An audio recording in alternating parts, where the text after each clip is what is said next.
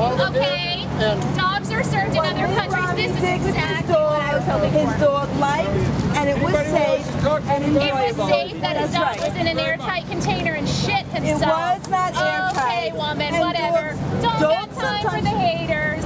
Don't got time for the haters. Why am I a hater? Peace out. Am I a hater? Yes. Yes. What have I done? You're picking on a 10-year-old boy.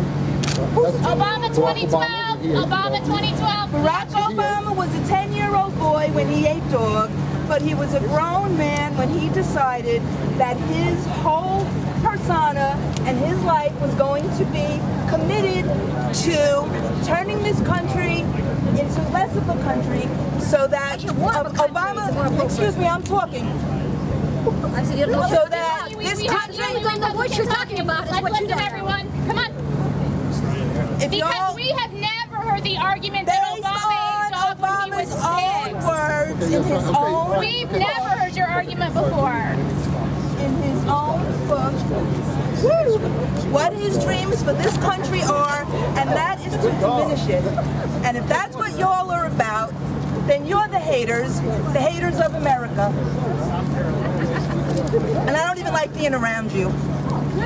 Bye. DogsAgainstRomney.com. We ride inside. Dogs Against Romney. I wasn't saying anything about Romney. You took offense to their protest? Well, I mean, if they're so concerned about this dog, which was perfectly a safe situation, why aren't they crying over Obama eating dog? It's not the point of the two things. The point is that what's good for the goose is good for the gander.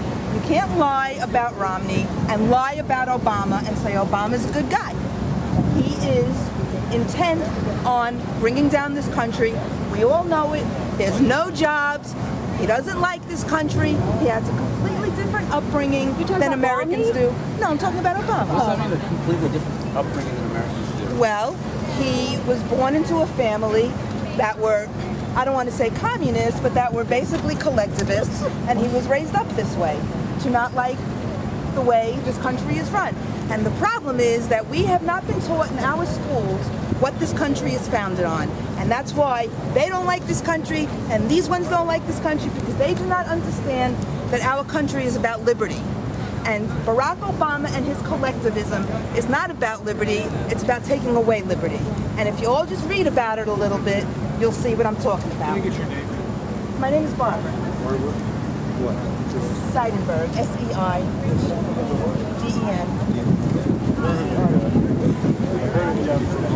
No, I'm from Orlando. Are you in building? No, I am not. Thank you. Nice talking to you. When they were building how many representatives would be in Congress, all right, they said, we want our slaves. No, sir, I'm not. I'm just trying to be clear. Because part of the Constitution says how many people are going to represent each state in Congress, and it's based on population. And the slaveholding colonies who had all these slaves wanted their slaves who could not vote to be counted as people, as one person group. And in order to compromise and to get their buy-in, the compromise was made that you can't count them as one whole person. Each slave will be three-fifths of a person. And that's why that deal was struck. Now, it didn't mean that each slave was just sort of three-fifths of a person, because a lot of no, sir. A lot of the founders, I always been confused about that myself. I always thought well, there's a lot of history on it, and you should look into it. People would write that in the Constitution and think that they were actually three-fifths. But I'm explaining to you why it's not. And the problem is that our schools, we are not taught today about the founding of this country and why they did what they did. Instead, our teachers and our unions are loaded up with left-wing liberals who just tell the kids what they want them to know, and none of it is true. And if you think I'm lying, please look it up yourself. Don't look so surprised. I'm telling the truth. home tonight. You're probably going to go to bed early because you have to go to work tomorrow. Yeah. And look it up. The 3/5 rule. Look it up. Sure. Thank you. Appreciate it.